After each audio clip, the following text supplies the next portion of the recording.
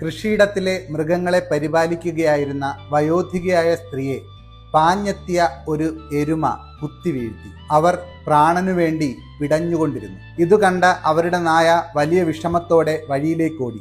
അവിടെ കണ്ടവരുടെയൊക്കെ വസ്ത്രത്തിൽ പിടിച്ചു വലിച്ച് വൃദ്ധയുടെ അടുത്തെത്തിക്കാനായി അത് ശ്രമം നടത്തി.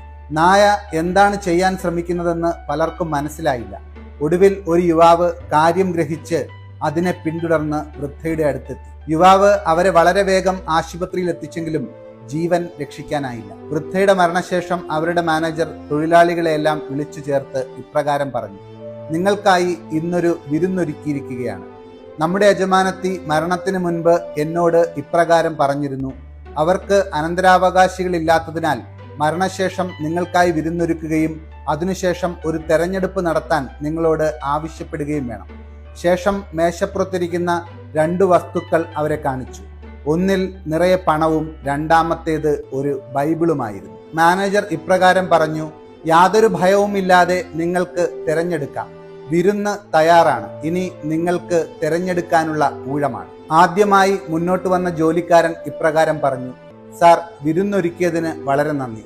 പക്ഷേ ഈ ചെറിയ പുസ്തകം എനിക്ക് ആവശ്യമില്ല. ഞാൻ അതുകൊണ്ട് തന്നെ പണം തിരഞ്ഞെടുക്കുന്നു. അടുത്തതായി വീട്ടിലെ പരിചാരകൻ മുന്നോട്ട് വന്നതിന് ശേഷം പറഞ്ഞു: സാർ, ഞാൻ വളരെ ബുദ്ധിയുള്ള മനുഷ്യനാണ്. അതുകൊണ്ട് തന്നെ ഞാൻ പണം തിരഞ്ഞെടുക്കുന്നു. മൂന്നാമതായി കടന്നു വന്ന ജോലിക്കാരി ഇപ്രകാരം പറഞ്ഞു: എനിക്ക് മഞ്ഞപ്പത്രങ്ങൾ വായിക്കാൻ വളരെ ഇഷ്ടമാണ്.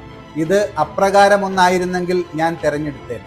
പക്ഷേ ഇത് ബൈബിളല്ലേ, അതുകൊണ്ട് ഞാൻ പണം തിരഞ്ഞെടുക്കും. നാലാമത്തേത് ഒരു യുവാവായിരുന്നു. അവനോട് മാനേജർ ഇപ്രകാരം പറഞ്ഞു: നീ ഇക്കൂട്ടത്തിൽ ഏറ്റവും ദരിദ്രനാണെന്ന് എനിക്കറിയാം. അതുകൊണ്ട് തന്നെ നീ പണം തിരഞ്ഞെടുത്തുകൊള്ളൂ. എന്നാൽ എല്ലാവരെയും അത്ഭുതപ്പെടുത്തിക്കൊണ്ട് യുവാവ് ഇപ്രകാരം പറഞ്ഞു: തീർച്ചയായും ഈ പണം ലഭിച്ചാൽ എനിക്ക് വലിയ ഉപകാരമാണ്.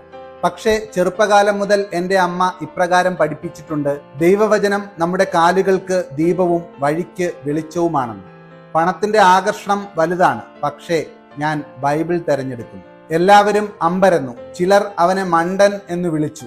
എന്നാൽ യുവാവ് ബൈബിൾ തുറന്നു നോക്കിയപ്പോൾ അതിൽ 2 കവറുകൾ ഉണ്ടായിരുന്നു. ഒന്നിൽ മറ്റുള്ളവർക്ക് ലഭിച്ചതിന്റെ 10 ഇരട്ടി പണവും രണ്ടാമത്തേതിൽ ആ വൃദ്ധയുടെ വിൽപത്രവുമായിരുന്നു. അതുപ്രകാരം മരണമടഞ്ഞ ആ വൃദ്ധയുടെ സകല സ്വത്തുക്കളും ആ യുവാവിലേക്ക് വന്നു ചേർന്നു. യുവാവ് ബൈബിൾ തുറന്ന് ഇപ്രകാരം വായിക്കുന്നുണ്ടായിരുന്നു: നിന്റെ മുഴുവൻ ഹൃദയത്തോടും ദൈവത്തിൽ ആശ്രയിക്കുക, സ്വന്തം ബുദ്ധിയിൽ ആശ്രയിക്കരുത്. നിന്റെ എല്ലായിടത്തും അവനെ അംഗീകരിക്കുക, അവൻ നിന്റെ വഴികളെ നേരെയാക്കും.